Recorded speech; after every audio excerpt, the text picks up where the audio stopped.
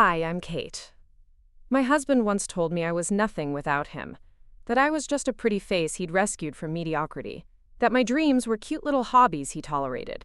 Then his boss called me CEO of the company Marcus thought he'd inherit. And when Marcus heard the news, he couldn't stop his world from crumbling around him. Before we jump back in, tell us where you're tuning in from, and if this story touches you, make sure you're subscribed, because tomorrow, I've saved something extra special for you. This story isn't about revenge. It's about what happens when someone who's been made to feel small finally remembers how tall they actually are. There's a particular kind of exhaustion that comes from shrinking yourself day after day, year after year, dream by dream. That was my life in our pristine suburban home on Maple Street in Riverside. Most people saw the perfect marriage, the successful husband, the devoted wife.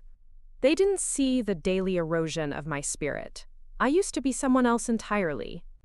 In college, I was the girl who organized campus-wide initiatives, who spoke at student conferences, who professors said had natural leadership qualities. I graduated summa cum laude with a degree in business administration and a minor in communications.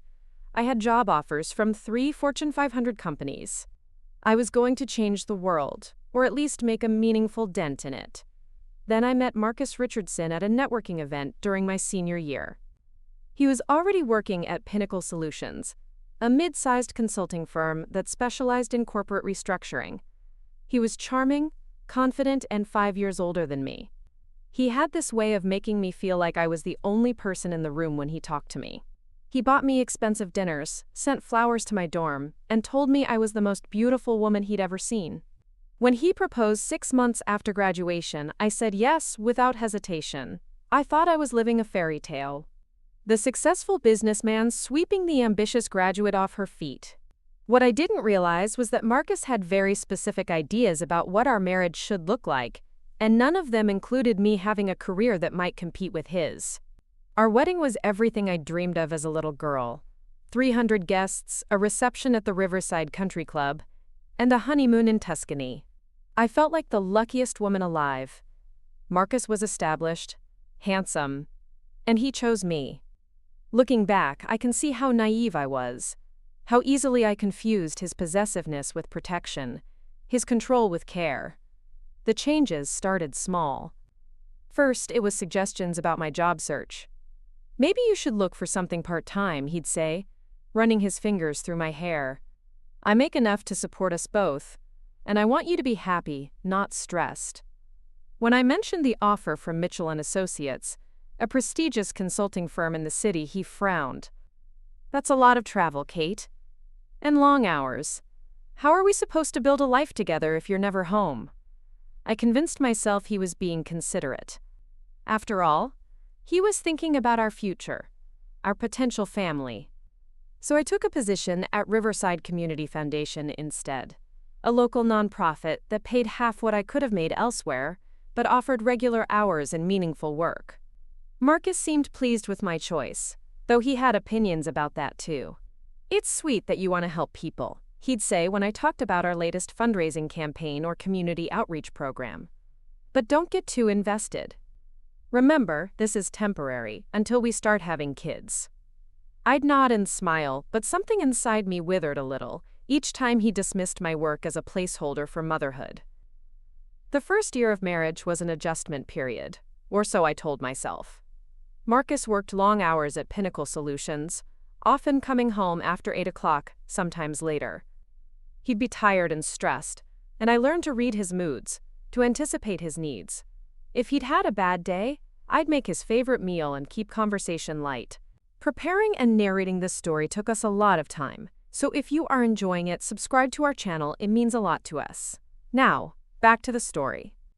If he was in a good mood, I'd share stories about my work, though I noticed he rarely seemed truly interested. How was the board meeting? He'd ask, but I could see his eyes already drifting to his phone or the television. When I'd explain the challenges we were facing with our youth mentorship program, he'd nod absently and change the subject to something about his own day. Gradually, I stopped sharing the details of my work, condensing my entire professional life into "fine" when he asked. Our second year of marriage brought new pressures. Marcus started talking more seriously about children, about me staying home to raise them properly. "I don't want our kids in daycare," he'd say, and I'd agree because it sounded reasonable. "I want them to have a mother who's present, who's there for every milestone." When I suggested we could afford a nanny on his salary, he looked at me like I'd suggested something absurd. "Kate, what's the point of having children if you're going to let someone else raise them? Besides, you're so good with people. You'd be a natural at motherhood." The compliment felt hollow, like he was trying to convince me that abandoning my career was actually a promotion to something more important. By our third year, I'd started to feel like I was living someone else's life. I'd wake up each morning in our beautifully decorated bedroom, make coffee in our gourmet kitchen, and drive to work in the car Marcus had chosen for me because it was safe and practical. I loved my job at the foundation, but I felt like I was operating at half capacity, using maybe 30% of my actual abilities. The irony wasn't lost on me that I was helping other people reach their potential while systematically dimming my own. I worked with teenagers from disadvantaged backgrounds, helping them develop leadership skills and confidence. I'd watch them discover their voices, their strengths, their possibilities, and I'd feel a strange mixture of pride and envy. They were becoming who they were meant to be, while I was becoming smaller each day. Marcus's comments about my work became more pointed as time went on. "You're wasting your talents there," he'd say, but not in an encouraging way. "You could be doing something more significant if you weren't so attached to that little charity." When I'd try to explain that the work was fulfilling, that I was making a difference, he'd wave his hand dismissively. Making a difference would be raising our children properly, not babysitting other people's problems. His words stung, but I couldn't articulate why. After all, wasn't wanting to be a good mother admirable? Wasn't it noble to put family first? I started to doubt my own instincts, my own desires. The fourth year brought our first real crisis. I had been working on a proposal for a new program that would provide microloans to women starting small businesses in underserved communities. I'd researched similar programs in other cities, developed a comprehensive business plan, and secured preliminary interest from several local banks. I was more excited about a project than I'd been in years. When I presented the idea to our board, they were enthusiastic. Dr. Patricia Williams, our board chair, said it was exactly the kind of innovative thinking the foundation needed. "Kate, this could be a model for other communities. Have you considered presenting this at the National Community Development Conference?" she asked.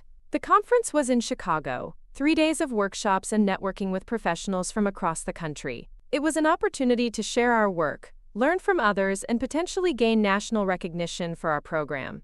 I was thrilled when Dr. Williams suggested I attend as the foundation's representative.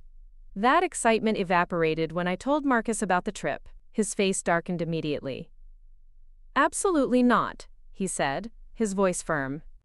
"You're not traveling alone to some conference to present your little project."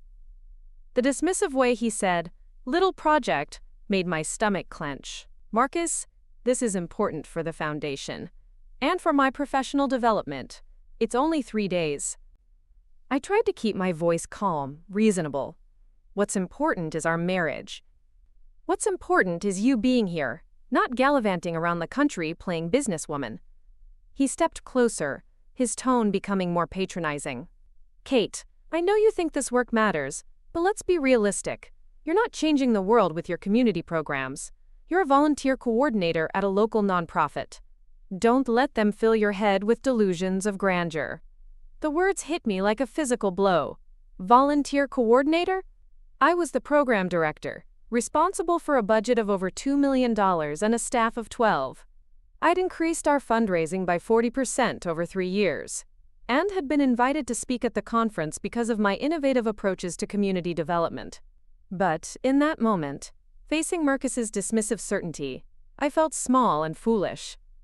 "I don't understand why you're being so unsupportive," I said, my voice barely above a whisper. "I'm being protective," he replied, his tone softening slightly. "I'm protecting you from embarrassing yourself in front of real professionals. I'm protecting our marriage from your need to prove something to strangers." He reached out and touched my face gently. "Kate, honey, I love you. I love that you care about helping people. But you need to understand your limitations. I ended up declining the conference invitation, telling Dr. Williams that I couldn't travel due to family obligations. I saw the disappointment in her eyes, the question she was too polite to ask. The microloan program launched successfully without the national exposure, but I felt like I'd lost something more significant than a professional opportunity. I'd lost a piece of myself. The 5th year was when I really started to disappear. Marcus had been promoted to senior consultant at Pinnacle Solutions, and his increased responsibilities meant even longer hours and more stress. He'd come home exhausted and irritable, and I learned to navigate around his moods like they were landmines. "Can you keep it down? I'm trying to decompress," he'd say if I was talking on the phone with Elena, my sister. "Do we have to talk about your day right now? My brain is fried." I started saving my stories for Elena, calling her after Marcus went to bed, whispering about my work like it was a secret. Elena noticed the change in me before I did. "Kate, you sound different lately," she said during one of our late-night conversations. "Smaller somehow. Are you happy?" The question caught me off guard. When was the last time I'd thought about my happiness as something separate from Marcus's approval? "I'm fine," I said automatically. Marriage is about compromise, right? We can't both be career-obsessed. But even as I said it, I wondered why compromise seemed to mean only I gave things up. The 6th year brought a new development that should have been exciting but felt terrifying instead. David Chen, the CEO of Pinnacle Solutions, approached me at a company holiday party. I'd met him several times at work functions, and he'd always been friendly, asking thoughtful questions about my work at the foundation. "Kate, I've been following your work with the microloan program," he said, pulling me aside while Marcus was deep in conversation with some colleagues. "I'm impressed by the results you've achieved. The program has been more successful than anyone anticipated." I felt a flush of pride. "Thank you, Mr. Chen. It's been incredibly rewarding to see these women build their businesses." We talked for 20 minutes about community development, small business support, and the potential for expanding similar programs. He was knowledgeable, engaged, and treated my work with the respect Marcus never showed. "I'd love to discuss something with you," he said as our conversation was winding down. "Would you be interested in having coffee sometime? I have a proposition that might interest you." Before I could respond, Marcus appeared at my side, his hand possessive on my lower back. "What are you two talking about?" he asked, his tone casual but his grip firm. "I was just telling Kate how impressed I am with her work." Mr. Chen replied smoothly. "She's accomplished remarkable things with the microloan program." Marcus's smile was tight. "Yes, she has her little projects," he said, and I cringed internally. "But she's planning to step back from work soon. We're thinking about starting a family." This was news to me. We discussed children in abstract terms, but nothing had been decided. Mr. Chen glanced at me, and I saw a flicker of something in his eyes. Disappointment? Concern? "Well, if you change your mind, Kate, I'd still love to have that conversation," he said, handing me his business card. I slipped it into my purse quickly, feeling like I was hiding evidence of a crime. That night, Marcus was unusually quiet during the drive home. Finally, he spoke. "What did David want to talk to you about?" His tone was casual, but I could sense the tension underneath. He complimented the microloan program. He said he might have some ideas for expansion. I kept my voice neutral, but Marcus's hands tightened on the steering wheel. "Kate, you need to be careful. David Chen is a businessman, not a philanthropist. If he's interested in your work, it's because he sees an opportunity to profit from it. Don't let him use you." The warning felt patronizing, like he was protecting me from my own naivete. "I think I can handle a conversation with your boss," I said, a Kenny edge creeping into my voice. "Can you? Because from where I was standing, it looked like you were a little starstruck. A little out of your league." His words stung, but what hurt more was the implication that I couldn't recognize when someone was taking advantage of me. I never called David Chen. I told myself Marcus was right, that I was being naive, that a CEO wouldn't be genuinely interested in my work without an ulterior motive. But I kept his business card in my wallet, and sometimes I'd take it out and wonder what proposition he'd wanted to discuss. The 7th year brought subtle changes that I didn't recognize as warning signs at the time. Marcus started making comments about my appearance, little suggestions that felt like criticism wrapped in concern. "That dress is a little tight, isn't it?" he'd say, or "Maybe you should consider updating your hairstyle. You want to look professional at work." I started second-guessing my clothing choices, my makeup, even my posture. I bought a full-length mirror for our bedroom and would examine myself critically before leaving the house, trying to see myself through Marcus's eyes. I wanted to look perfect for him, to be the wife he deserved. The comments extended beyond appearance. "You're talking too much at dinner parties," he'd say on the drive home. "People don't want to hear about your work all night." Or, "You laugh too loudly at Tom's joke." It was embarrassing. I started monitoring my behavior constantly, editing myself in real time. Elena noticed when we had lunch on my birthday. "Kate, you're different," she said, studying my face across the table at our favorite restaurant. "You seem nervous, like you're waiting for someone to criticize you." I laughed off her concern, but her words stayed with me.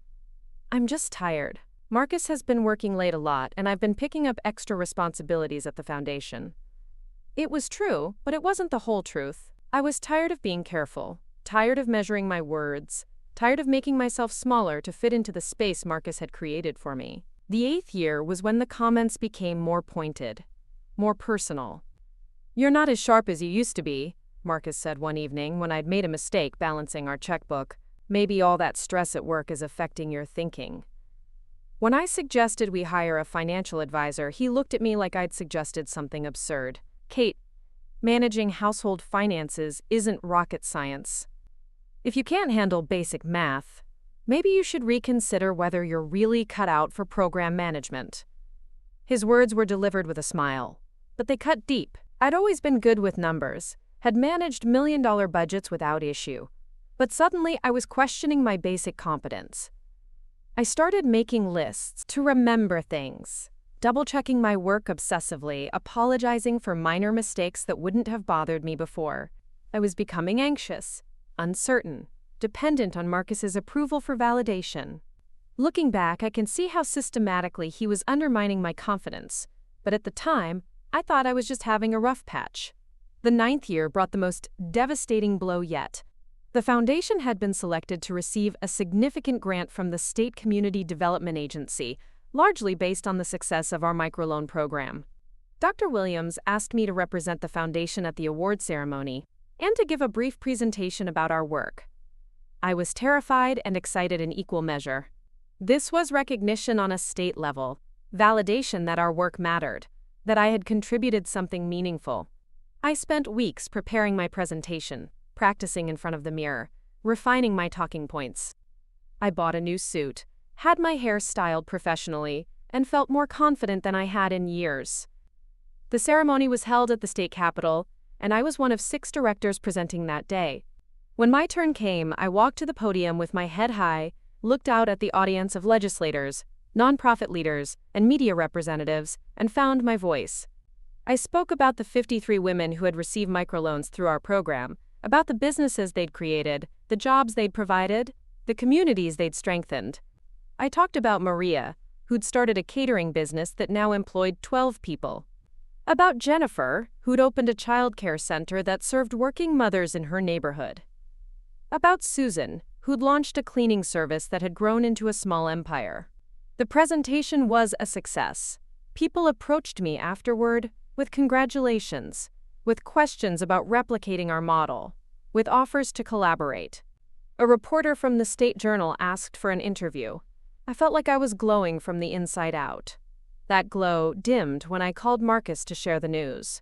"How did it go?" he asked, but I could hear the distraction in his voice, the sound of typing in the background. "It went really well." The presentation was well received, and there's interest in expanding the program to other communities. I tried to keep the excitement out of my voice, but I was bursting with pride. "That's nice, honey. Listen, I'm swamped here. Can we talk about this tonight?" He hung up before I could respond, leaving me standing in the Capitol lobby feeling deflated. I called Elena instead, and she screamed with excitement, demanded every detail, made me feel like I'd accomplished something significant. That night at dinner, Marcus asked politely about the ceremony, but I could tell he was just going through the motions. When I mentioned the reporter's interest, he frowned. "You didn't give an interview, did you?" "I did. Why?" I felt defensive, though I wasn't sure why. "Kate, you're not a spokesperson. You're a program director at a small nonprofit. You shouldn't be positioning yourself as an expert on community development." His tone was gentle, but his words were harsh. "I helped design and implement a program that's been recognized by the state. I think that qualifies me to speak about it." I was surprised by my own assertiveness. Marcus set down his fork and looked at me seriously. "Honey, I'm trying to protect you. This kind of publicity can backfire. What if someone scrutinizes your work and finds problems? What if you say something that makes the foundation look bad? You're not trained for media relations." By the time he finished talking, I was convinced I'd made a terrible mistake. I spent the rest of the evening anxious about the interview, worried that I'd said something wrong, that I'd embarrassed myself and the foundation. The article ran the following week and was entirely positive, but by then the damage was done. I'd learned to doubt my own judgment, to defer to Marcus's opinion even about my own work. Now, as our 10th wedding anniversary approached, I found myself preparing for what should have been a celebration but felt more like a performance review. Marcus had made reservations at Grandview Restaurant, the same place where we'd had our first date. He'd been in a good mood lately, talking about the future, about the promotion he was expecting, about the house we'd buy in the prestigious Willowbrook neighborhood. 10 years, he said that morning, adjusting his tie in the bathroom mirror. "Can you believe it's been 10 years? I nodded, though I was thinking about how those 10 years had changed me, how the confident young woman who'd graduated summa cum laude had become someone who needed permission to speak at her own professional events. "I'm proud of us," he continued. "We've built something solid, something lasting. Not everyone can say that." I watched him in the mirror, still handsome, still confident, still absolutely certain of his place in the world. I envied that certainty, that assurance. I'd lost mine somewhere along the way. The day passed slowly. I went through the motions at work, attended meetings, reviewed reports, approved expenditures. Dr. Williams mentioned that the State Community Development Agency had reached out about consulting opportunities, about helping other communities implement similar programs. It was an exciting possibility, but I found myself immediately thinking about what Marcus would say, about whether he'd approve. That evening, I dressed carefully for dinner, choosing a navy dress that Marcus had complimented before, styling my hair the way he preferred. I looked at myself in the mirror and saw someone who'd learned to exist in the margins of her own life, someone who'd become an expert at being exactly what someone else wanted her to be. As I drove to meet Marcus at the restaurant, I had no idea that this anniversary dinner would be the breaking point, the moment when his casual cruelty would finally shatter my carefully constructed world of quiet compliance. I had no idea that tomorrow would bring a phone call that would change everything, that would remind me of who I used to be and who I could become again. All I knew was that something inside me was shifting, like a foundation that had been slowly eroding was finally ready to give way. The woman who'd once believed she could change the world was still there, buried under years of careful diminishment, but still breathing, still hoping, still remembering what it felt like to take up space in her own life. Tomorrow would bring revelations that would reshape everything I thought I knew about myself, about Marcus, about the life we'd built together. But tonight, I was still the woman who'd learned to make herself small, driving to a restaurant where my husband would deliver words that would accidentally set me free. The atmosphere at Grandview Restaurant was exactly as I remembered from our first date 10 years ago. Soft lighting, elegant table settings, and the gentle hum of conversation creating an intimate backdrop for what should have been a romantic evening. Marcus had chosen the same corner table where he'd first told me he loved me, where he'd proposed 2 years later, where we'd celebrated every major milestone in our relationship. He looked distinguished in his charcoal suit, his hair perfectly styled, his smile confident as he ordered wine without consulting me. The same wine we'd shared on our first date, a gesture I might have found romantic if I hadn't long since learned that Marcus's thoughtfulness often came with expectations attached. "To us," he said, raising his glass once the server had poured. "To 10 incredible years, and to everything we've built together." I clinked my glass against his, the sound sharp and clear in the restaurant's ambient noise. The wine was expensive, I could tell, though I'd never developed the sophisticated palate Marcus prided himself on.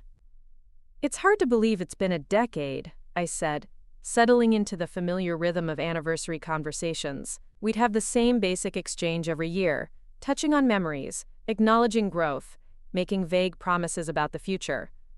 But tonight felt different somehow, charged with an energy I couldn't quite identify.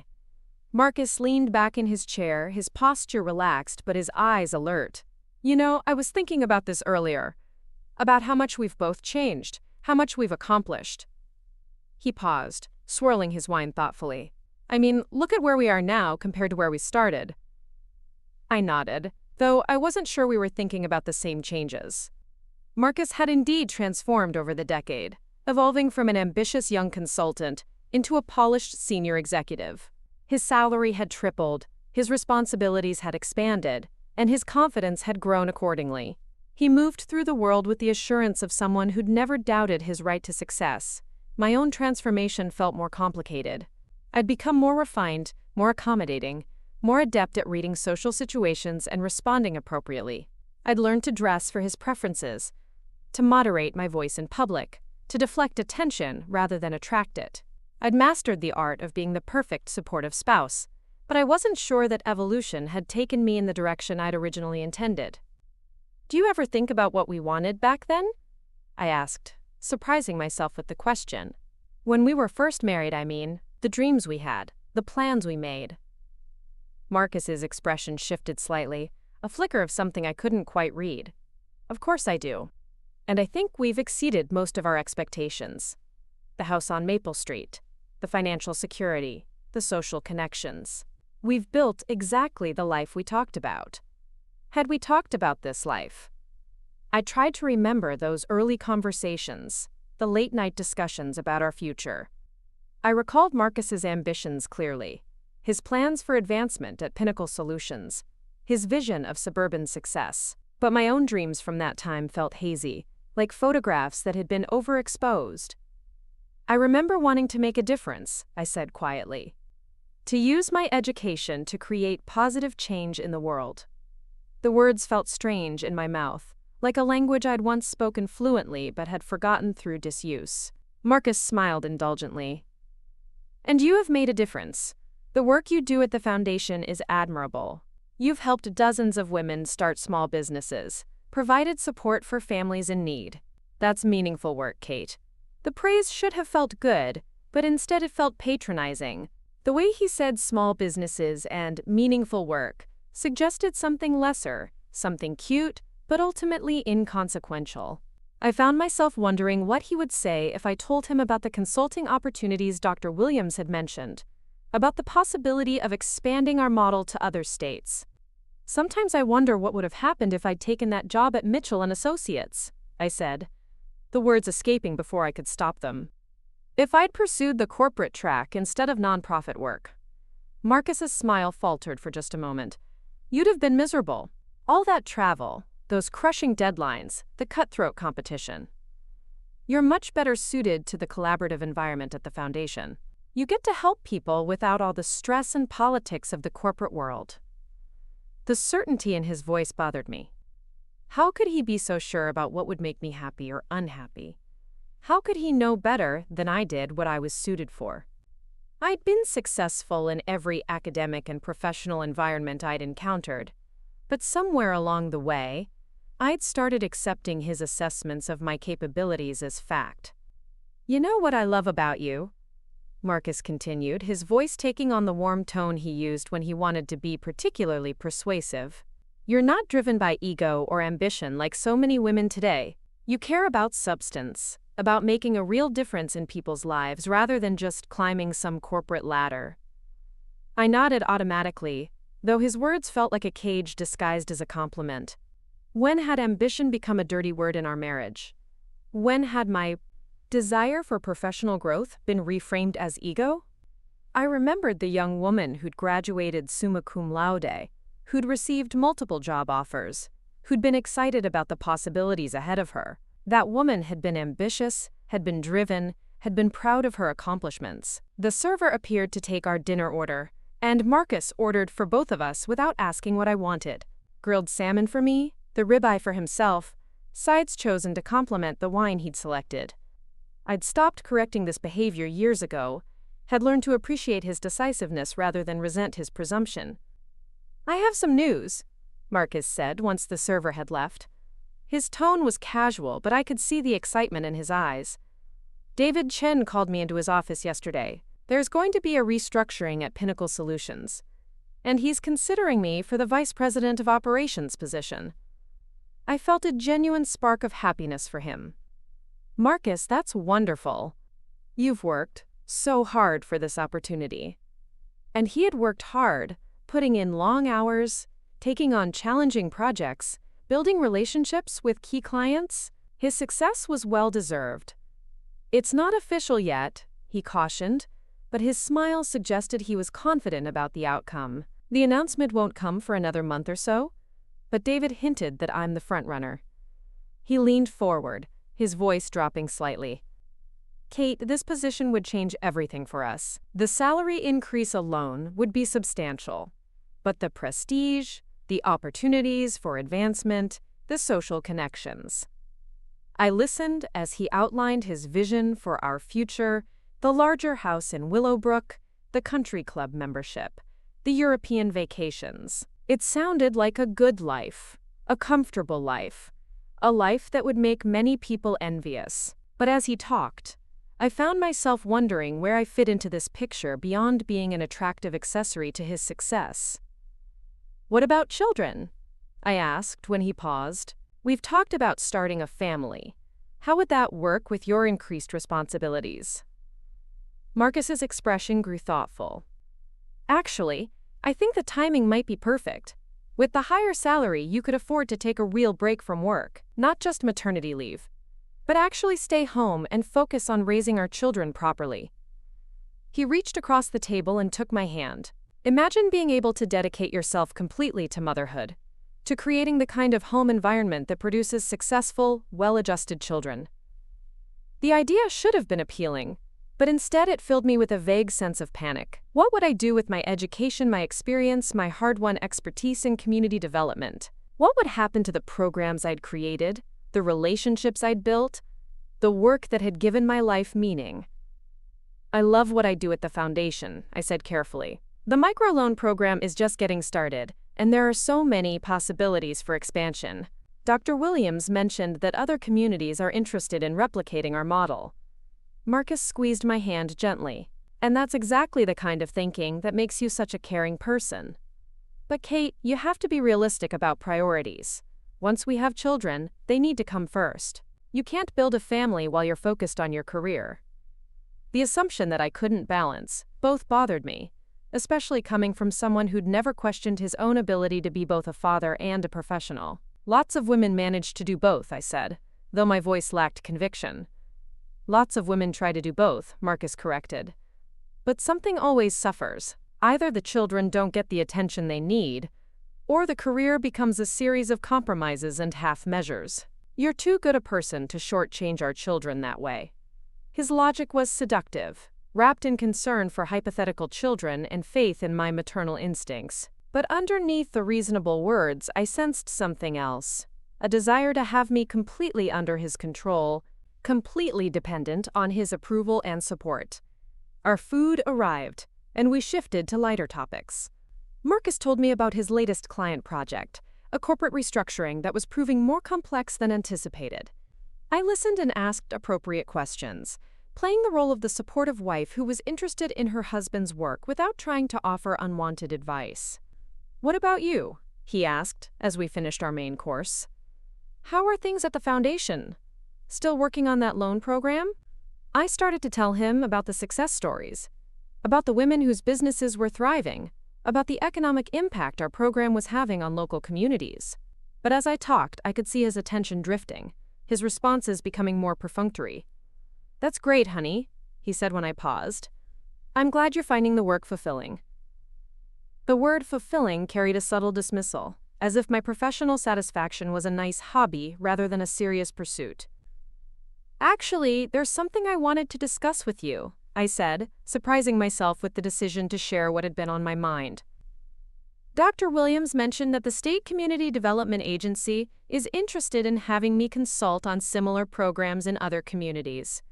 It would mean some travel, but it's a significant opportunity. Marcus's fork paused halfway to his mouth. Consult on what exactly? Helping other nonprofits design and implement microloan programs. Sharing our model, training their staff, providing ongoing support during the launch phase. I could hear the excitement creeping into my voice despite my efforts to sound casual. Kate, that sounds like a lot of additional responsibility. You're already working full-time at the foundation. When would you have time for consulting? His tone was reasonable, but I could sense the opposition building. Dr. Williams suggested I could reduce my hours at the foundation and take on consulting projects as an independent contractor. The pay would actually be better, and I'd have more flexibility.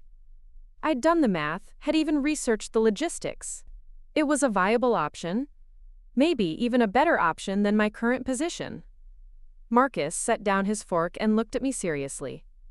Honey, I think you're getting ahead of yourself.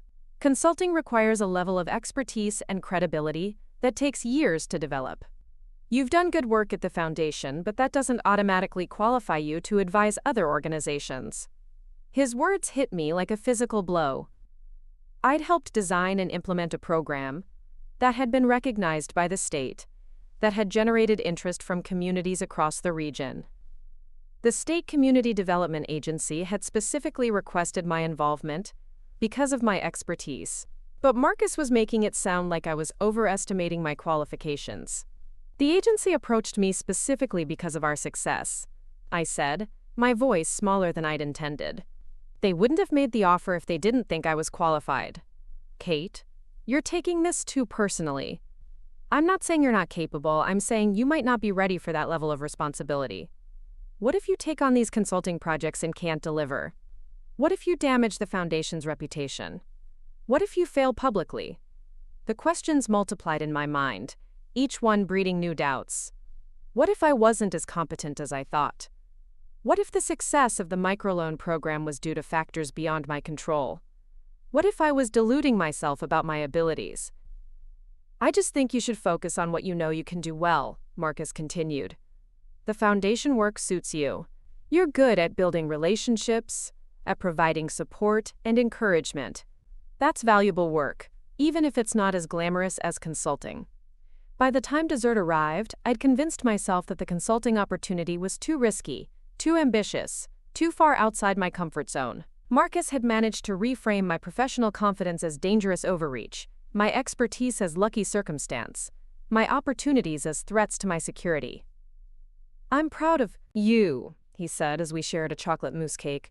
You built something meaningful at the foundation. Don't let other people's expectations pressure you into taking on more than you can handle.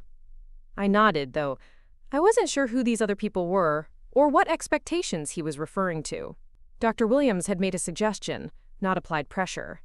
The State Community Development Agency had made an offer, not issued a demand.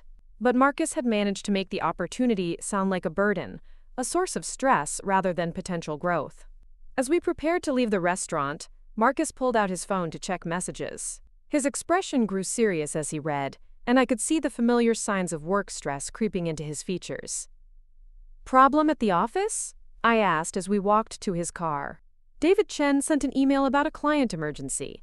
I might need to go in early tomorrow to handle it. He opened my door, a gesture that had once felt chivalrous but now felt controlling. This is exactly the kind of thing that makes me worry about you taking on additional responsibilities. When crisis hits, you need to be available, not spread thin across multiple commitments. The drive home was quiet, both of us lost in our own thoughts. I stared out the window at the familiar streets of Riverside, thinking about the evening's conversations, about the subtle ways Marcus had managed to diminish my confidence and narrow my options. It was masterful, really.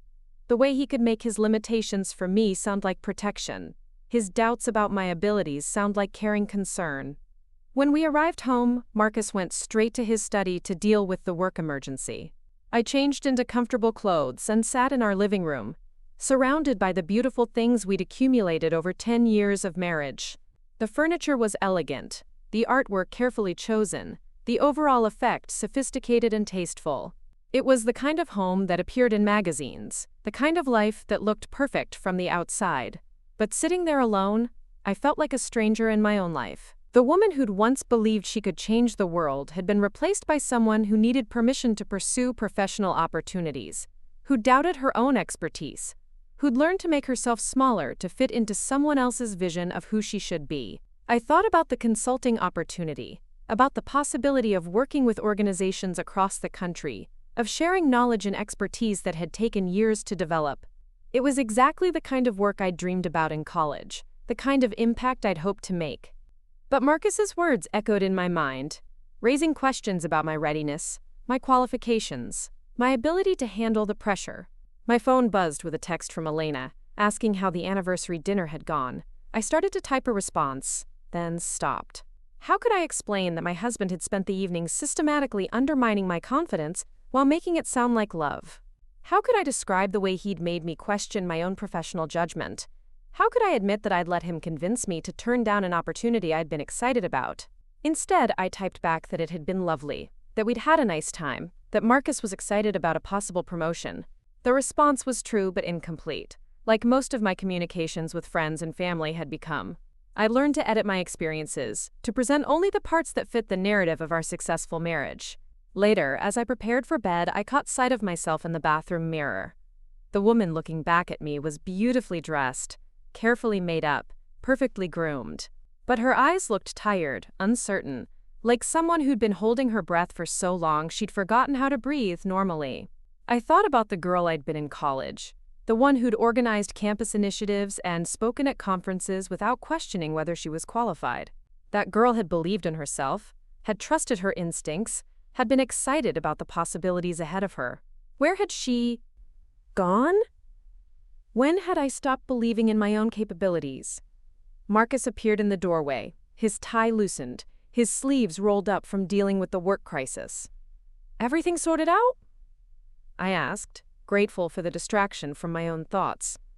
"For now," he said, beginning his nightly routine. But it's exactly the kind of situation that reminds me why I value stability. When you're dealing with high-pressure situations, you need to know you can count on the important things in your life.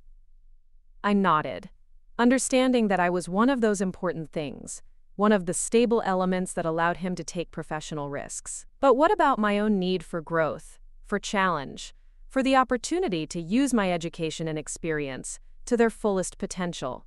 As we settled into bed, Marcus pulled me close, his arm around my waist in a gesture that was both protective and possessive. "I love you, Kate," he whispered into my hair. "I love that you're not like other women. Always pushing for more, never satisfied with what they have. You understand what really matters." I lay there in the darkness, listening to his breathing slow as he fell asleep, thinking about his words. When had contentment become more valuable than growth? When had ambition become a character flaw rather than a virtue? When had I started believing that wanting more for myself was a sign of ingratitude rather than healthy aspiration? The anniversary dinner had been everything it was supposed to be: romantic, thoughtful, a celebration of our decade together. But it had also been a reminder of how much I'd changed, how much I'd accommodated, how much I'd given up, in the name of being the woman Marcus wanted me to be. Tomorrow would bring new challenges, new opportunities to choose between my own instincts and Marcus's expectations. The consulting opportunity was still there, still possible, despite his concerns. Dr. Williams had said there was no rush, that the agency was willing to wait for my decision. But as I drifted off to sleep, I found myself wondering whether I still had the courage to make decisions based on my own judgment rather than my husband's approval. The woman who'd once believed she could change the world felt very far away, buried under years of careful compromise and quiet accommodation. I had no way of knowing that tomorrow would bring a conversation that would force me to confront the distance between who I'd become and who I'd once been, that would make me question everything I thought I knew about my marriage, my career, and my own capabilities. All I knew was that something inside me was stirring, a restlessness that no amount of beautiful surroundings or anniversary celebrations could quiet. The perfect life Marcus had created for us was beginning to feel like a prison, and I was starting to remember what freedom had felt like. The morning after our anniversary dinner dawned gray and drizzly, matching the unsettled feeling that had followed me into sleep and lingered through my dreams. I woke before my alarm, Marcus's arms still draped across my waist, his breathing deep and even. For a moment, I lay still, studying his face in the dim light filtering through our bedroom curtains. Even in sleep, he looked confident, certain, like a man who had never questioned his place in the world. I slipped out of bed carefully, not wanting to wake him, and made my way to the kitchen. The familiar routine of making coffee usually grounded me, but this morning every movement felt deliberate, like I was performing a role rather than living my life. I stood at the counter, watching the coffee drip, thinking about the consulting opportunity I'd essentially declined the night before based on Marcus's concerns. The State Community Development Agency had specifically sought me out because of my expertise. Yet Marcus had managed to make me question whether I was qualified for the work. It was a pattern I was beginning to recognize, the way he could take my excitement about professional opportunities and transform it into anxiety about my limitations. My phone buzzed with a text from Dr. Williams asking if I could come in early for a meeting. The agency representative was in town unexpectedly and wanted to discuss the consulting project before finalizing their decision. My stomach clenched as I realized I'd have to tell them I wasn't interested, that I'd decided the opportunity was too challenging, too risky. Marcus appeared in the kitchen, already dressed for his early meeting, his hair perfectly styled despite the early hour. "You're up early," he said, kissing my cheek as he reached for his travel mug. "Everything okay?" "Dr. Williams wants to meet about the consulting thing," I said, surprised by how hollow my voice sounded. "I'll tell them I've decided not to pursue it." Marcus paused in his coffee preparation, studying my face. "Good decision. I know it's disappointing, but you're being smart about this. Sometimes the best choice is knowing your limitations." He squeezed my shoulder gently. "I'm proud of you for being realistic." His pride in my self-doubt felt wrong, like celebrating a defeat rather than a victory. But I nodded and smiled, playing the role of the grateful wife who appreciated her husband's wisdom and guidance.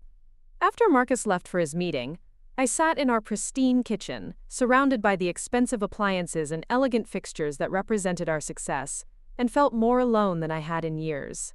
The house was beautiful, perfectly decorated, exactly what I'd thought I wanted when we'd first moved in. But this morning it felt like a museum, beautiful but lifeless, a place where I existed rather than lived. I drove to the foundation slowly, dreading the conversation ahead. Dr. Williams had been excited about the consulting opportunity, had seen it as validation of the work we'd done together. How could I explain that I'd changed my mind not because of any professional concerns but because my husband had convinced me I wasn't ready? The foundation's offices were buzzing with activity when I arrived. Our morning staff meeting was scheduled for 9, and I could hear voices coming from the conference room. I stopped at my office first, trying to gather my thoughts, to prepare for the disappointment I was about to deliver. Dr. Williams appeared in my doorway, her expression animated with excitement. "Kate, perfect timing. Robert Martinez from the State Community Development Agency is here, and he's brought some interesting proposals." She gestured toward the conference room. "He's got funding for a pilot program that could serve as a model for the entire region." I followed her reluctantly, my prepared speech about declining the opportunity sitting heavy in my throat. Robert Martinez was a tall, energetic man in his 50s with salt and pepper hair and intelligent eyes. He stood when I entered, extending his hand with a warm smile. "Ms. Richardson, I've heard incredible things about your work. The microloan program has exceeded every projection we had when we first funded it." He pulled out a folder thick with documents. "I'd like to discuss an expanded partnership that could change how community development works across the state." As he outlined his proposal, I felt a familiar excitement building despite my intentions to decline. The project was ambitious, challenging, exactly the kind of work I'd dreamed about in college. It would involve training teams in 6 different communities, developing standardized procedures, creating assessment tools, and providing ongoing support as the programs launched. The position would be full-time, Robert explained, with a salary that reflects the expertise required. We're talking about a 2-year commitment initially, with possibility for expansion based on results. He named a figure that was nearly double what I made at the foundation. Dr. Williams was beaming. "Kate, this is exactly what we hoped would happen when we started the microloan program. You've created something that has genuine impact, something that can be replicated and scaled. I felt the weight of their expectations, their confidence in my abilities. These were serious professionals, offering me a significant opportunity based on my demonstrated expertise. But Marcus's words from the night before echoed in my mind. His concerns about my readiness, his warnings about taking on too much responsibility. I'm flattered by the offer, I said carefully, but I'm not sure I'm the right person for this level of responsibility. The microloan program's success might be due to factors beyond my control, local conditions that might not translate to other communities. Robert looked surprised. Ms. Richardson, we've studied your model extensively. The program's success is directly attributable to the systems you designed, the training protocols you developed, the assessment criteria you established. This isn't luck, it's expertise. His certainty should have been reassuring, but instead it made me more anxious. What if he was wrong? What if I took on this massive responsibility and failed publicly? What if I damaged the foundation's reputation, undermined other communities' efforts, proved that Marcus had been right about my limitations? Could I have some time to think about it? I asked, hating the uncertainty in my own voice.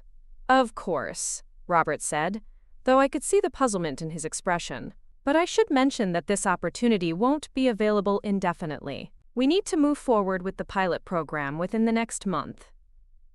After he left, Dr. Williams lingered in my office, her expression concerned.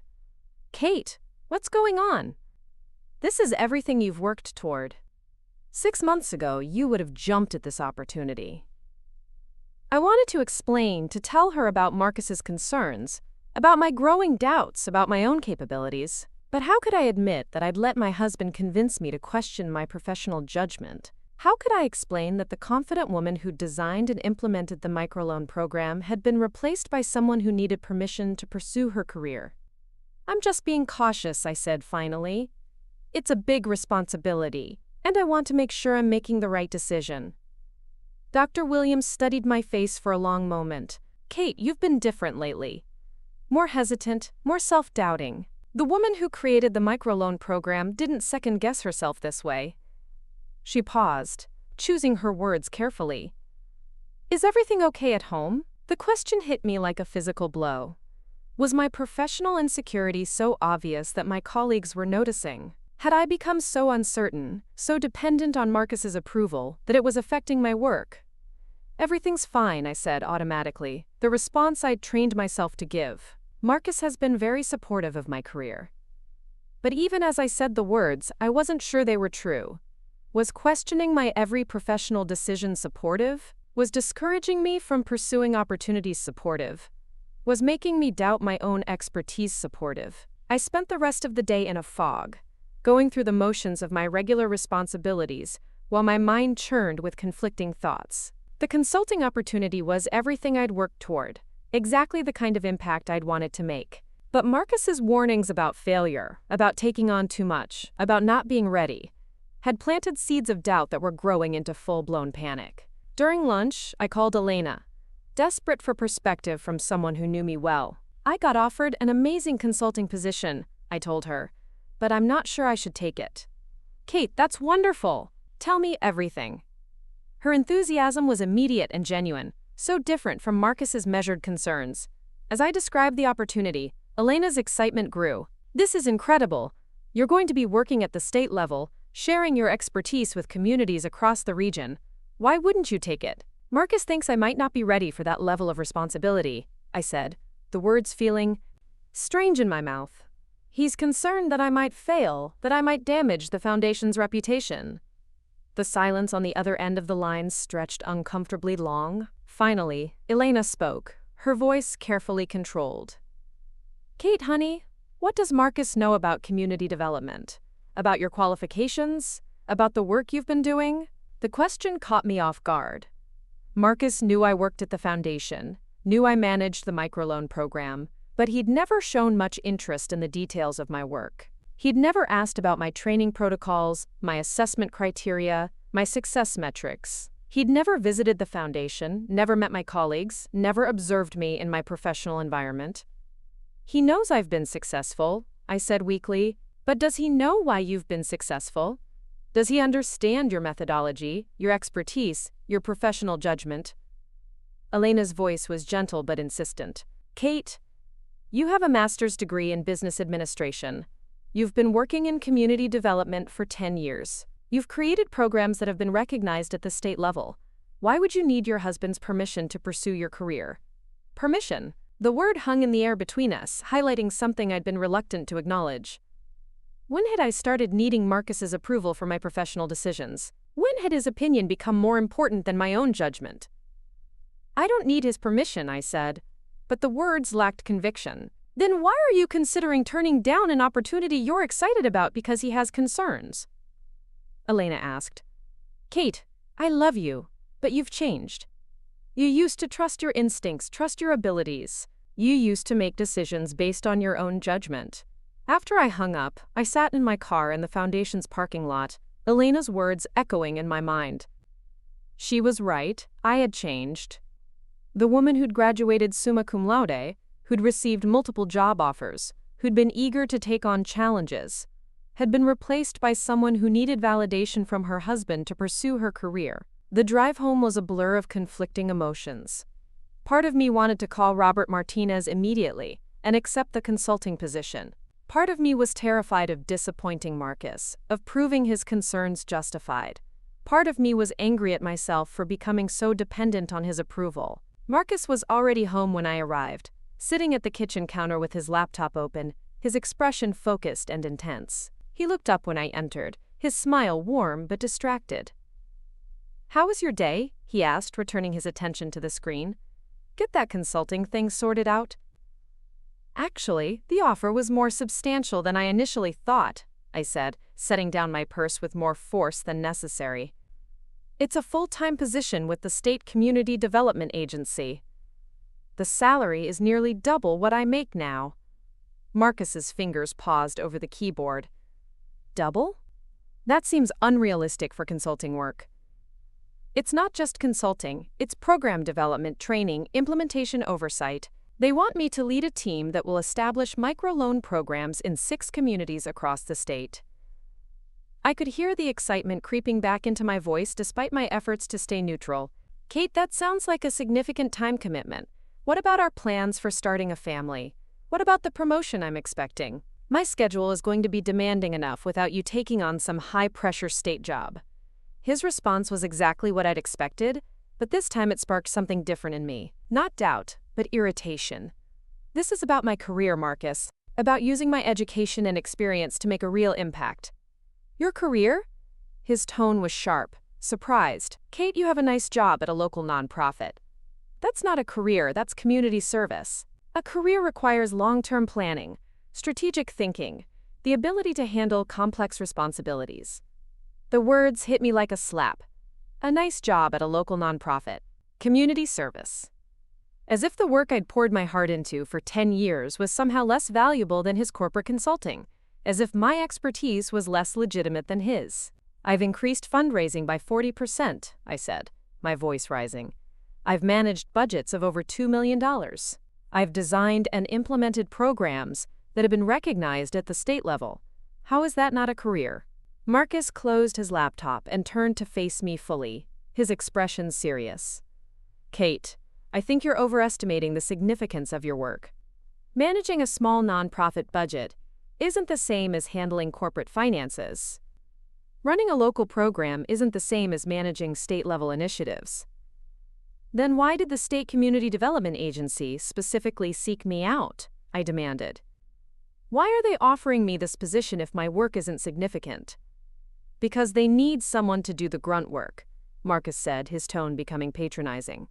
They need someone to handle the details while the real decision-makers focus on strategy and policy.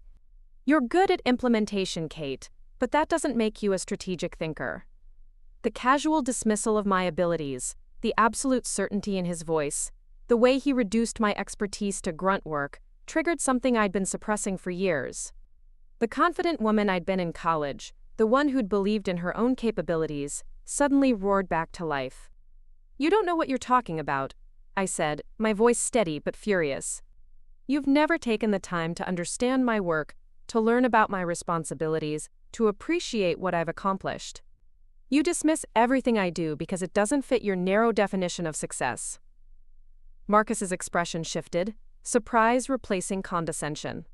Kate, I'm not dismissing your work. I'm trying to protect you from taking on something you're not prepared for. I'm trying to save you from embarrassing yourself. Embarrassing myself? The words came out as a laugh, but there was no humor in it. I've been invited to present at conferences, consulted on programs in other states, received recognition from government agencies. But you think I'd embarrass myself by accepting a position I'm qualified for? You're not qualified for this level of responsibility, Marcus said firmly. You're letting other people's flattery go to your head. You're confusing encouragement with expertise. The statement was so absolute, so dismissive of everything I'd worked for, that for a moment I couldn't respond. He wasn't just questioning my decision about the consulting position, he was questioning my fundamental competence, my professional judgment, my right to assess my own capabilities. I've been running programs successfully for 10 years, I said quietly, dangerously. I have a master's degree from a prestigious university. I have a track record of measurable results. But you think I'm too stupid to know whether I'm qualified for a job? I don't think you're stupid, Marcus said, his tone softening slightly. I think you're naive. I think you don't understand how the real world works, how quickly things can go wrong when you're in over your head. The real world? I felt something snap inside me, years of accumulated frustration and suppressed anger finally finding a voice. Marcus, what do you know about the real world? You've worked at one company your entire career. You've never had to prove yourself anywhere else, never had to build something from scratch, never had to justify your existence to anyone. His face flushed with anger. I've worked my way up from entry level to senior management. I've earned every promotion, every raise, every opportunity. I've built a successful career through hard work and competence. And so have I shot back. But you can't see that because you've decided that my work doesn't matter, that my achievements don't count, that my expertise isn't real. Marcus stood up, his posture rigid with controlled anger. Kate, I think you need to step back and remember who you're talking to. I'm the one who's supported you all these years, who's encouraged your little projects, who's been patient with your need to feel important. Little projects. The phrase hit me like a physical blow, but instead of making me shrink back, it fueled my anger. Little projects? Is that what you call the programs that have changed dozens of women's lives? Is that what you call the work that's been recognized by state agencies? I call it what it is, Marcus said, his voice cold now. Busy work. Something to make you feel useful while I handle the real responsibilities of supporting our family. The dismissal was so complete, so devastating, that for a moment I couldn't breathe. 10 years of marriage, 10 years of sharing my dreams and frustrations, 10 years of building what I thought was a partnership, and he'd never seen my work as anything more than a hobby to keep me occupied. You really believe that? I said, my voice barely above a whisper. You really believe that everything I've accomplished is meaningless? I believe that you're a good person who wants to help people, Marcus said, his tone becoming gentle again, as if he was explaining something to a child. But good intentions don't translate to professional competence. You're not equipped for the kind of high-level responsibility they're offering you. Based on what? I demanded. Based on your extensive knowledge of community development? Based on your deep understanding of my work? Based on your assessment of my capabilities? Based on knowing you for 10 years, Marcus said firmly. Based on seeing your limitations, your insecurities, your need for constant validation. You're not leadership material, Kate, you're support staff. There's nothing wrong with that, but you need to accept it. The words hung in the air between us, cruel and final. You're not leadership material, you're support staff. After 10 years of marriage, after 10 years of sharing my life with this man, this was how he saw me. Not as a partner, not as an equal, but as an employee in his life. Someone whose role was to provide support while he handled the important decisions. You're nothing without me, he said, his voice quiet but certain. Without my salary, my stability, my guidance, you'd be struggling to pay rent on some tiny apartment, working at some entry-level job, wondering why your big dreams never materialized. The statement was so casually cruel, so matter-of-fact, that I felt something fundamental shift inside me. Not just anger, but clarity. This was what Marcus truly thought of me, what he'd always thought. I wasn't his partner, I was his project. I wasn't his equal, I was his dependent. I wasn't his wife, I was his possession. "Get out," I said, my voice steady despite the storm of emotions raging inside me. Marcus blinked, surprised by my calm tone. "What? Get out of this house, now."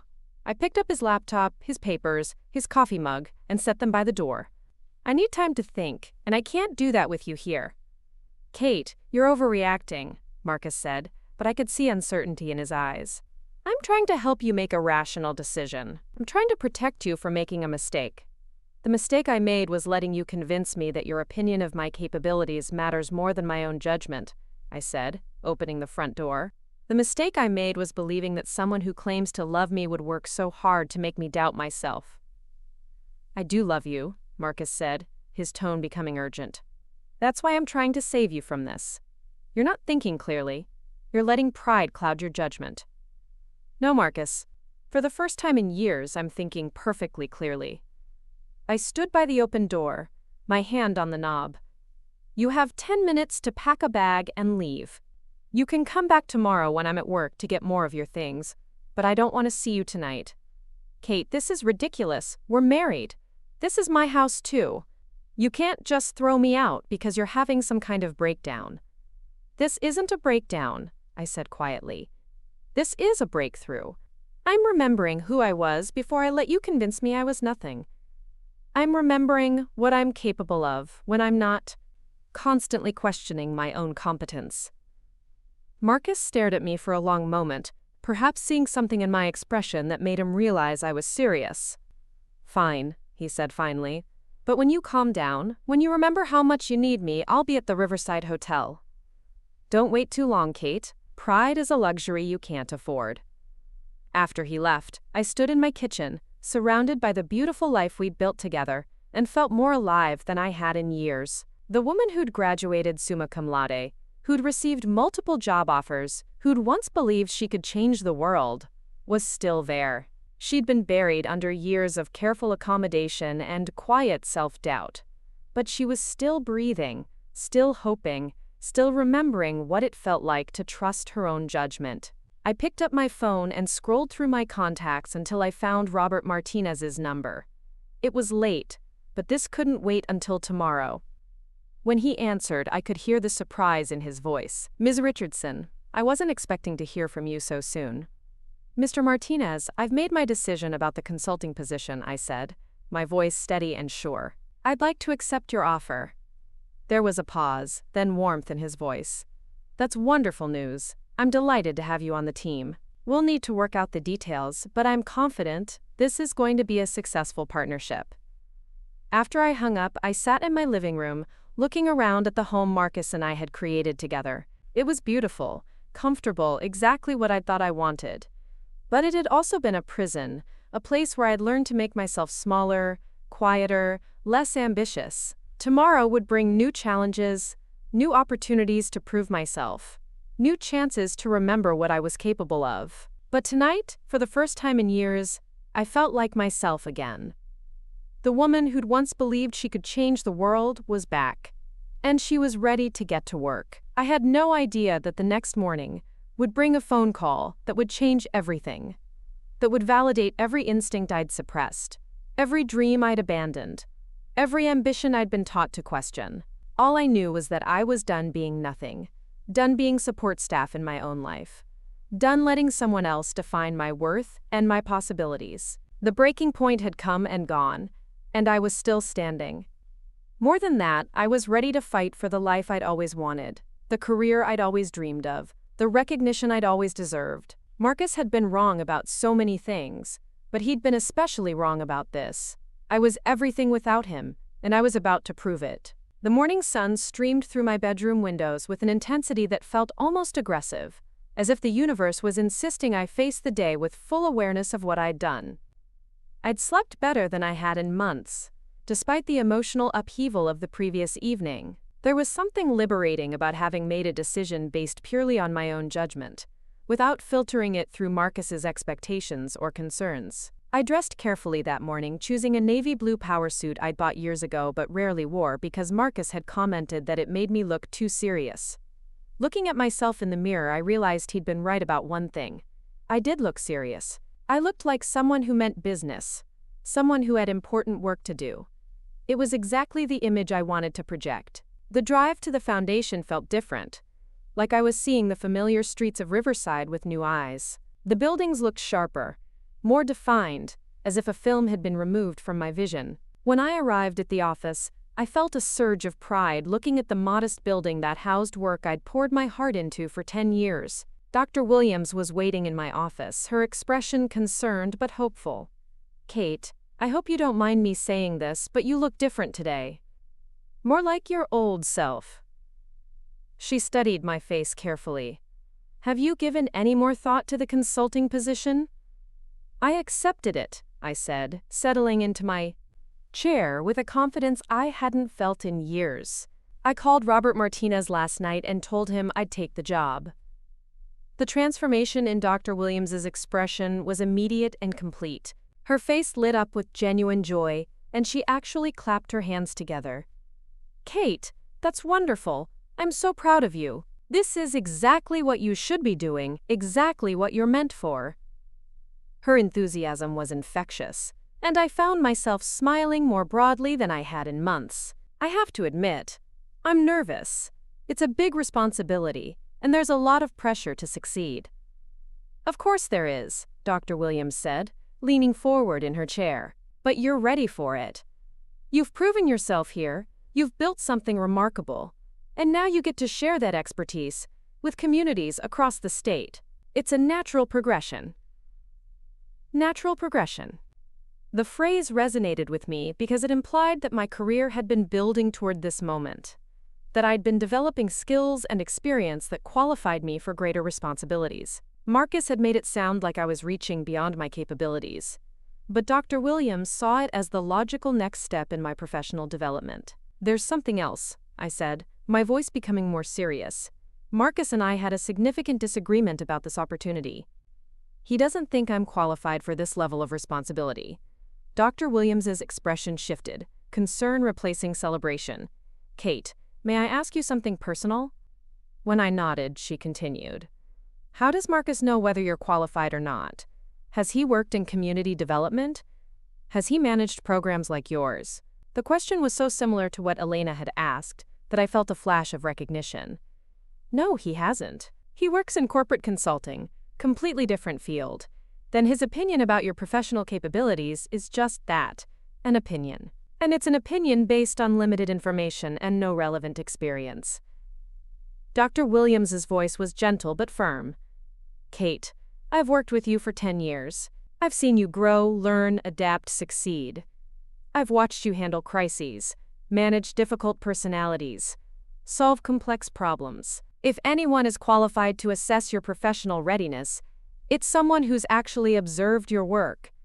Her words hit me with the force of revelation. I'd been so focused on Marcus's disapproval that I'd forgotten about the people who actually knew my professional capabilities.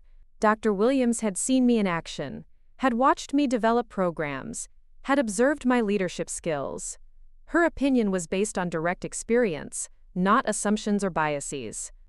"You're right," I said, feeling a weight lift from my shoulders. I've been so worried about Marcus's concerns that I forgot to consider the opinions of people who actually know my work. "It's natural to want your spouse's support," Dr. Williams said carefully. "But when that support comes with conditions that limit your growth, it's worth questioning whether it's truly supportive." I spent the rest of the morning working on transition plans, identifying projects that would need to be reassigned, preparing documentation for whoever would take over my responsibilities. The work felt energizing rather than overwhelming, as if I was clearing space for something bigger and better rather than abandoning something valuable. Around noon, my phone rang. The caller ID showed Marcus's name, and I felt my stomach clench with familiar anxiety. But this time, instead of the usual rush to answer and appease, I let it go to voicemail. I wasn't ready to deal with his attempts to undermine my confidence or change my mind. The voicemail he left was predictable in its manipulation. His voice was calm, reasonable, tinged with just the right amount of concern. "Kate, I think we both said things we didn't mean last night. I'm worried about you, about this decision you're making. Please call me back so we can discuss this rationally." The word rationally bothered me most. It implied that my decision had been emotional, impulsive, based on feelings rather than facts. But I'd made the decision based on my professional qualifications, my track record of success, my expertise in community development. There was nothing irrational about accepting a position I was qualified for. I deleted the voicemail without calling back. That afternoon, I had my first official meeting with Robert Martinez and his team. The State Community Development Agency offices were located in a modern building downtown, all glass and steel and efficiency.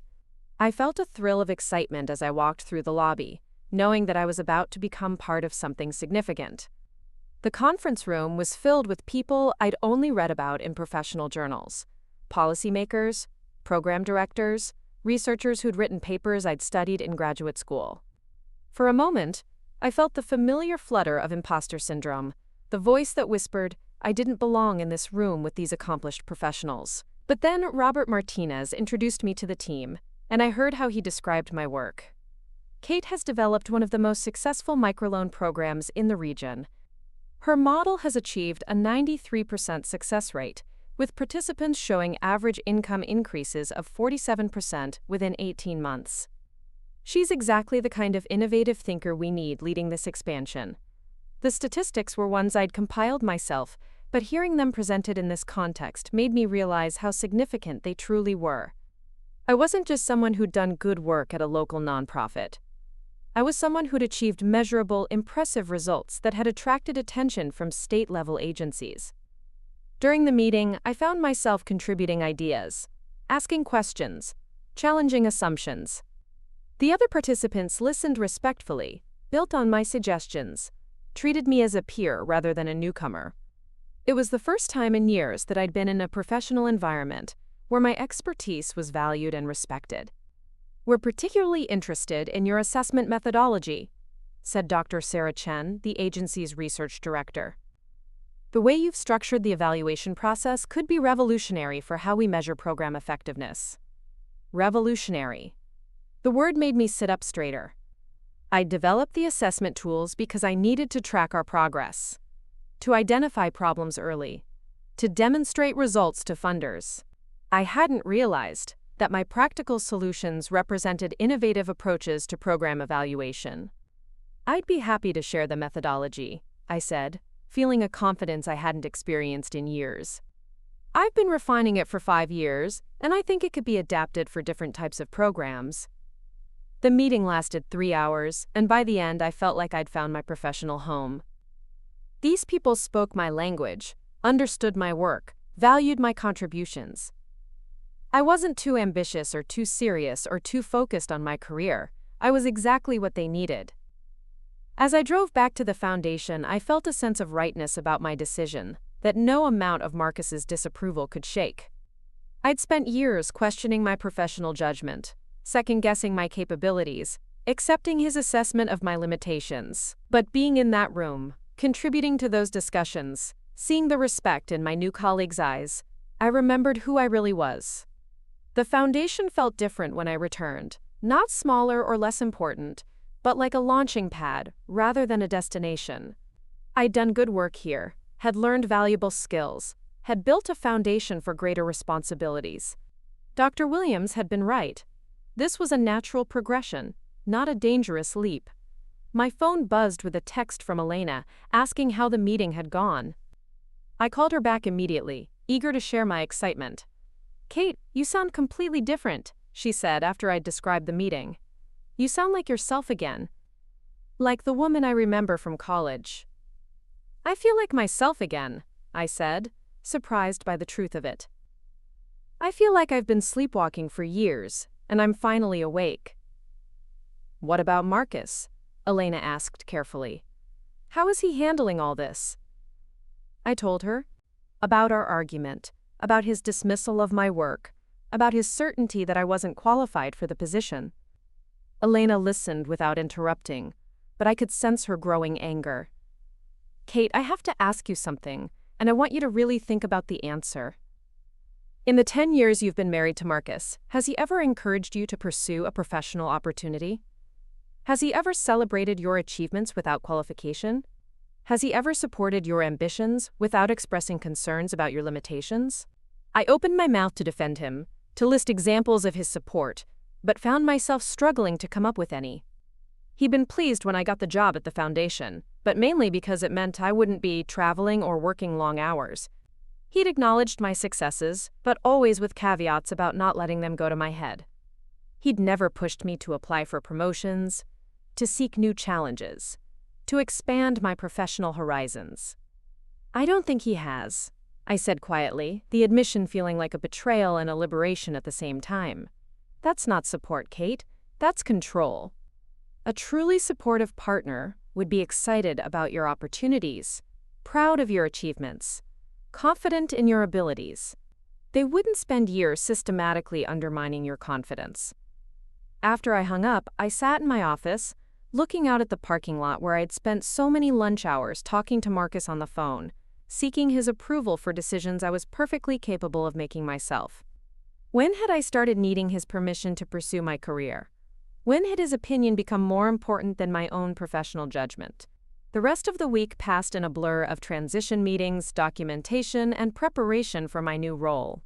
I felt energized in a way I hadn't experienced in years, like I was finally using my full capabilities instead of operating at half capacity. The work that had felt routine and limiting now felt like valuable experience that had prepared me for greater challenges. Marcus called several times, but I didn't answer. His voicemails grew increasingly frustrated, his tone shifting from concern to irritation to anger. He accused me of being irrational, of making decisions based on emotion rather than logic, of throwing away our marriage for a job that would probably end in failure. But I'd stopped caring about his predictions of my failure. I'd spent too many years accepting his assessment of my limitations, letting his fears become my own. The woman who'd graduated summa cum laude, who'd received multiple job offers, who'd once believed she could change the world, was back. And she was ready to prove herself. On Friday afternoon, Dr. Williams threw a small farewell party for me. The entire staff gathered in the conference room, and I was touched by their genuine affection and support. They'd seen me work, had witnessed my successes and failures, had observed my professional growth over 10 years. Their confidence in my abilities meant more than any amount of doubt from someone who'd never bothered to understand my work. "You're going to do amazing things," said Maria Santos, one of the women who'd received a microloan through our program and had gone on to build a successful catering business. "You changed my life, and now you're going to change other people's lives too." Her words brought tears to my eyes.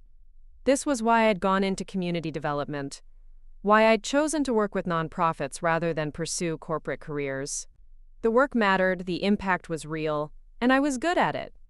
I was ready for greater responsibilities, ready to share my expertise with other communities, ready to prove that Marcus had been wrong about everything.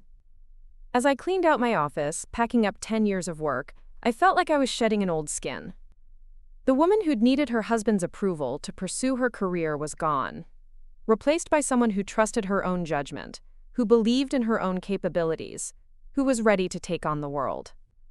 I had no idea that Monday would bring a phone call that would turn my understanding of my marriage, my career, and my own worth completely upside down. I had no idea that the man who'd spent years convincing me I was nothing without him was about to discover just how wrong he'd been. All I knew was that I was ready for whatever came next, ready to prove myself on a bigger stage, ready to show the world what I was capable of when I stopped limiting myself to someone else's vision of my potential. The rising action of my new life was just beginning, and I was ready to write my own story. Monday morning arrived with the crisp promise of new beginnings. I was in my kitchen, preparing for my first day at the State Community Development Agency, when my phone rang. The caller ID showed an unfamiliar number, and I almost ignored it, assuming it was another attempt from Marcus to change my mind. "Kate Richardson speaking," I answered, balancing the phone between my ear and shoulder as I gathered my papers. "Kate, this is David Chen from Pinnacle Solutions. I hope you don't mind me calling you directly." His voice was warm but carried an undertone of urgency that made me pause. David Chen, Marcus's boss. The man who'd tried to have that conversation with me at the company holiday party years ago. The one Marcus had warned me away from. My stomach clenched with anticipation. Not at all, Mr. Chen. How can I help you? Actually, I'm calling because I need your help. I've been following your work with the microloan program, and I have a proposition for you. Could we meet for coffee this morning? I know it's short notice, but this is time-sensitive. My mind raced. This was exactly the kind of conversation Marcus had always discouraged, the kind of opportunity he'd taught me to view with suspicion. But standing in my kitchen, dressed for my first day at my new job, I felt completely different than I had at that holiday party. I'd be happy to meet with you, I said, surprising myself with my confidence, but I should mention that I just accepted a position with the State Community Development Agency. I know, David said, and I could hear the smile in his voice. That's actually why I'm calling. This might be the perfect timing for what I have in mind. We arranged to meet at a coffee shop downtown, and I spent the drive wondering what David Chen could possibly want from me. Marcus had always portrayed him as a shark, someone who would exploit any opportunity for personal gain. But his voice on the phone had been respectful, professional, nothing like the predatory businessman Marcus had described. David was already waiting when I arrived, sitting at a corner table with 2 cups of coffee. He stood as I approached, extending his hand with a genuine smile. Up close, he looked tired but determined, like a man who'd been wrestling with a difficult decision. Kate, thank you for meeting with me on such short notice. I know this must seem unusual. He gestured for me to sit. I'll get straight to the point. I'm offering you the position of Chief Executive Officer at Pinnacle Solutions. The words hit me like a physical blow. CEO. Of Marcus's company. The company where he'd been expecting a promotion, where he'd been so confident about his future. I stared at David, certain I'd misheard. I'm sorry, what? CEO, David repeated calmly. I'm retiring at the end of the year, and the board has been searching for my replacement. We need someone with strong leadership skills, someone who understands community impact, someone who can guide the company toward more meaningful work. My mind struggled to process what he was saying. Mr. Chen, I don't understand. I work in nonprofit community development. I don't have corporate experience. You have something more valuable than corporate experience, David said, leaning forward slightly. You have vision, integrity, and the ability to create real change. I've been watching your work for years, Kate. The microloan program, the community partnerships, the innovative approaches to problem solving. That's exactly the kind of leadership we need. He pulled out a folder and opened it to reveal a comprehensive analysis of my work, letters of recommendation from people I'd never met, financial projections for programs I'd created. The depth of research was staggering. This is incredible, I whispered, scanning the documents. How did you compile all this? I've been tracking your career for 3 years, David admitted. Ever since that conversation we had at the holiday party. You impressed me then, and you've continued to impress me with your results. He named a salary that was triple what I'd been making at the foundation, along with equity options and benefits that would set me up for life. But more than the money, it was the recognition that took my breath away. Someone had been watching my work, seeing my potential, believing in my capabilities while I'd been learning to doubt myself. What about Marcus? I asked, the question slipping out before I could stop it. David's expression grew serious. Marcus is a competent consultant, but he lacks the vision and leadership qualities we need for the future. He's been passed over for promotion several times, and frankly, his attitude toward collaborative leadership doesn't align with our company values. The revelation hit me like a thunderclap. Marcus hadn't been the rising star he'd portrayed himself as. He'd been stagnating, being passed over, falling behind while I'd been achieving recognition at the state level. I need to be honest with you, David continued. Marcus has made several comments over the years about your work, dismissing it as amateur hour and suggesting you were, quote, playing at being important. It concerned me then, and it concerns me now. The words stung, but they also clarified everything. Marcus hadn't been protecting me from overreaching. He'd been protecting himself from being outshone. He'd been systematically undermining my confidence because my success threatened his sense of superiority. "I'll need time to consider this," I said, though every instinct was screaming yes. "Of course. But Kate, I want you to know that this offer is based purely on your qualifications. You've earned this opportunity." I drove home in a daze, David's words echoing in my mind, CEO of the company where Marcus had been expecting a promotion. The irony was almost too perfect to believe. When I arrived home, Marcus was sitting in the living room, his expression a mixture of anger and desperation. He'd let himself in with his key, and the presumption of it made me furious. "Kate, we need to talk," he said, standing as I entered. "This has gone far enough. You need to quit this ridiculous job and come home." "This is my home," I said calmly. "And I have news that might interest you." I told him about David Chen's offer, watching his face transform from condescension to confusion to horror. When I finished, he was pale, his hands shaking slightly. "That's impossible," he whispered. "You can't be CEO. You don't have the qualifications." "Apparently I do," I said, feeling a satisfaction I'd never experienced before. "Your boss seems to think I'm exactly what the company needs." Marcus's facade crumbled completely. "You can't do this to me. I've worked at that company for 15 years. I've earned that position. You're just a nonprofit worker who got lucky." "I'm a leader who's been systematically undervalued by her husband," I corrected. "But that ends now." The next morning, I called David Chen and accepted his offer. The news broke at Pinnacle Solutions by noon, and my phone began ringing immediately. Colleagues, friends, reporters. Everyone wanted to know how the woman who'd been just a nonprofit worker had become CEO of a major consulting firm. The transition was smoother than I'd expected. The skills I'd developed in community development, strategic thinking, stakeholder management, team leadership, translated perfectly to the corporate world. Within 3 months, I'd restructured the company's approach to focus on sustainable community impact, and our client satisfaction scores had reached all-time highs. Marcus tried to contest the divorce, claiming I'd somehow manipulated David Chen, but the evidence of my qualifications was overwhelming. The settlement was generous, more generous than he deserved, but I wanted to be done with him completely. A year later, I was featured on the cover of Business Leadership magazine as Executive of the Year. The article detailed my transformation from nonprofit director to CEO, my innovative approaches to corporate social responsibility, and my company's record-breaking growth. That evening, I sat in my new office, looking out at the city lights, thinking about the woman who'd once believed she was nothing without her husband's approval.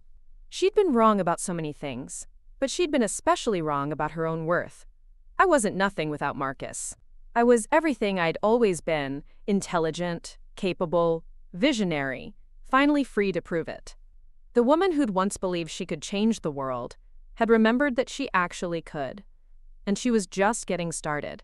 Up next, you've got 2 more standout stories right on your screen. If this one hit the mark, you won't want to pass these up. Just click and check them out.